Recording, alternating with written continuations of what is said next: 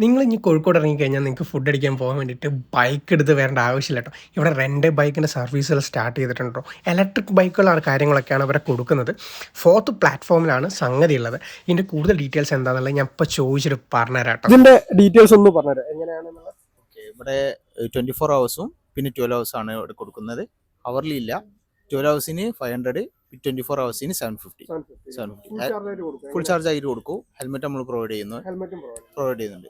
രണ്ടാമത്തെ helmet paid ആണ് 50 രൂപ ഒരു ദിവസത്തേക്ക്. എക്സ്ട്രാ ഒരു ദിവസത്തേക്ക് 50 രൂപ. ഇവിടെ വന്നിട്ട് കോഴിക്കോട് ഇറങ്ങണം, ഫുഡ് കഴിക്കണമെന്നുണ്ട് ആൾക്കാർക്ക് ഇവിടെ വന്നിട്ട് വണ്ടി എടുക്കാം. ജസ്റ്റ് ഒന്ന് റൗണ്ട് അടിക്കുക, തിരിച്ചു വരാം. കോഴിക്കോട് ഫുൾ ഇറങ്ങാൻ വേണ്ടി എന്തായാലും പെട്രോൾ എന്തായാലും ഉണ്ടാവും. പെട്രോൾ അല്ല ചാർജ് ഉണ്ടാവും. 100 കിലോമീറ്റർ വരെ മൈലേജ് ഉള്ള വണ്ടി ഉണ്ട്.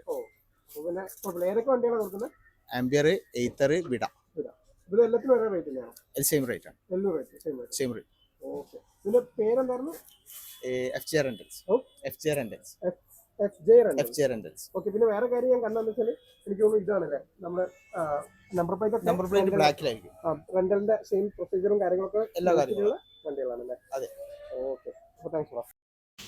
അപ്പോൾ റെൻ്റ് എടുക്കാൻ വരുന്ന ആൾക്കാർ ശ്രദ്ധിക്കേണ്ട ഒരേ കാര്യം എന്താ വെച്ചാൽ നിങ്ങളുടെ ഒറിജിനൽ ഡോക്യുമെൻ്റ് ആയിട്ട് വരണം കേട്ടോ. ലൈസൻസ് ആണെങ്കിലോ ആധാറോ കാര്യങ്ങളൊക്കെ ഒറിജിനലായിട്ട് വരിക. ഒന്നും ഇവിടെ കൊടുക്കേണ്ടി വരും കേട്ടോ. ആ കാര്യം മാത്രം ഒന്ന് ശ്രദ്ധിച്ചാൽ മതി.